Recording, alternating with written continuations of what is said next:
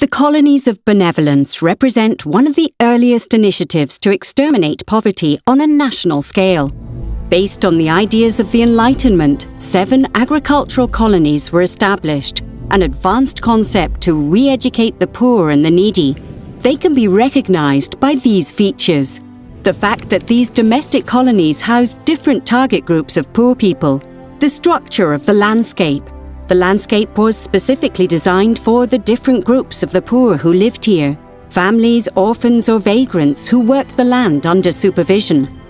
Building and planting that is representative of this social experiment. But how did this landscape come about? The Netherlands about 200 years ago. Napoleon had left the newly founded United Kingdom of the Netherlands in crippling poverty.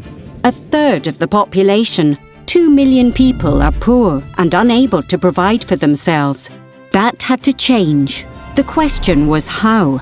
A group of prominent Dutch citizens proposes an innovative concept that, even by today's standards, is exceptional in both scale and impact. Idealist Johannes van den Bosch is prepared to actually realise the scheme, with the support of the government and the king. This is how he describes it himself.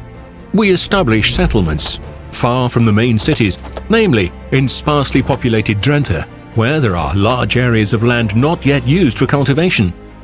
From all over the country, we bring the city's poor and needy together there, to clear the uncultivated land ready for farming, so that they can grow their own food. The combination of work, discipline, education, healthy country air and religion will do them good and return them to society as better people. Man forms the landscape, and the landscape shall form the man. Over the course of 7 years, 7 colonies of benevolence were established. Paupers lived in families in small houses with a piece of land. In other locations, vagrants, beggars and orphans lived in groups in square-shaped institutions. The new residents cleared 80 square kilometres of uncultivated land, and tree-lined alleys were constructed.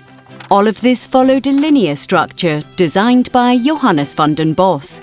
This attracted considerable international interest and visitors.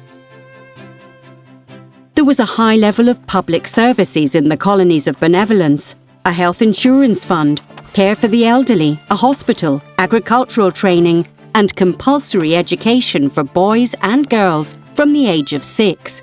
While in many European countries and in the Netherlands and Belgium, this would not be regulated by law for another 100 years.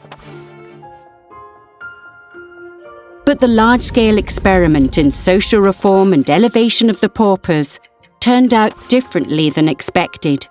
The idea was to return the colonists to society as better citizens, but in practice it often didn't work out that way. Due to financial problems, a number of colonies ended up in the hands of the state. Here, the focus shifted from eradicating poverty to tackling vagrancy, treating mental health issues, and even traditional criminality. This stigmatized the people who lived in the colonies. The remaining colonies stayed under the control of the Society of Benevolence.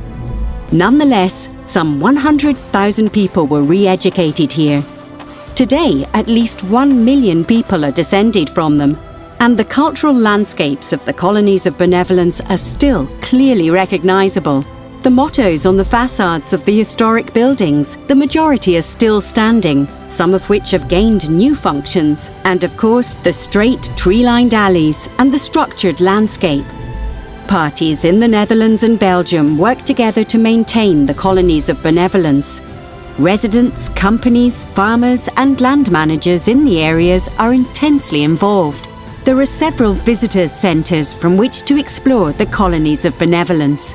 For more information on a visit to the colonies, kolonienvanweldadigheid.eu. In brief, this is a living landscape in which people live and work.